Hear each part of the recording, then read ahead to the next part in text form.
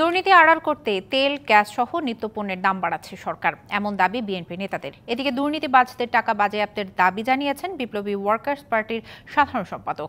রাজধানীতে আলাদা অনুষ্ঠানে এসব কথা বলেন তারা। পানি, বিদ্যুৎ, গ্যাস সহ নিত্যপণ্যের দাম বাড়ানোর প্রতিবাদে জাতীয় প্রেসক্লাবের সামনে এই বিক্ষোভ সমাবেশ। এ সময় বিএনপির সিনিয়র যুগ্ম মহাসচিব রুহুল কবির রিজভী অভিযোগ করেন, দুর্নীতি ঢাকতেই নিত্যপণ্যের দাম বাড়াচ্ছে সরকার। পেট্রোল অক্টেনের দাম বৃদ্ধি করেছেন, ডিজেলের দামের সাথে তো আপনার সেচের সম্পর্ক, কৃষির সম্পর্ক, বিদ্যুৎ উৎপাদনের সম্পর্ক, এক ভয়ঙ্কর পরিস্থিতি।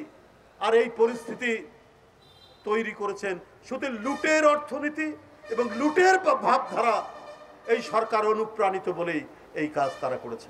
নয়াপল্টনে বিএনপির কেন্দ্রীয় কার্যালয়ে জিয়াউর রহমানের মৃত্যুবার্ষিকী উপলক্ষে আলোকচিত্র প্রদর্শনীর আয়োজন করে ছাত্রদল। অনুষ্ঠানে বিএনপির স্থায়ী কমিটির সদস্য গয়েশ্বরচন্দ্র রায় বলেন, বর্তমান সরকারের আমলে মেধার অপমৃত্যু হচ্ছে। কিসের উপরে যারা সরকার চালাচ্ছে?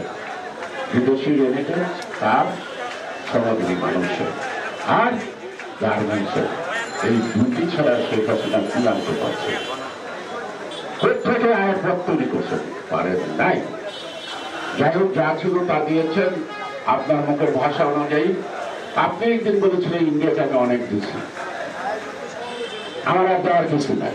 এদিকে জাতীয় প্রেসক্লাবের সামনে এক অনুষ্ঠানে বিপ্লবী ওয়ার্কার্স পার্টির সাধারণ সম্পাদক সাইফুল হক বলেন, 10 জন দুর্নীতিবাজের টাকা বাজেয়াপ্ত করলে সেই অর্থে দেশের শ্রমিকরা ভালোভাবে সংসার চালাতে পারবে।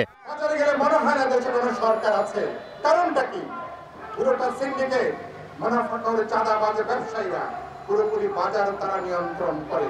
প্রতিদিন আমার আপনার পকেট থেকে, ভোক্তাদের পকেট থেকে হাজার হাজার কোটি টাকা ওরা আত্মসাৎ করে এবং এই টাকার ভাগ উপর থেকে নিচ পর্যন্ত সব জায়গায় এটা বন্টন করা হয়।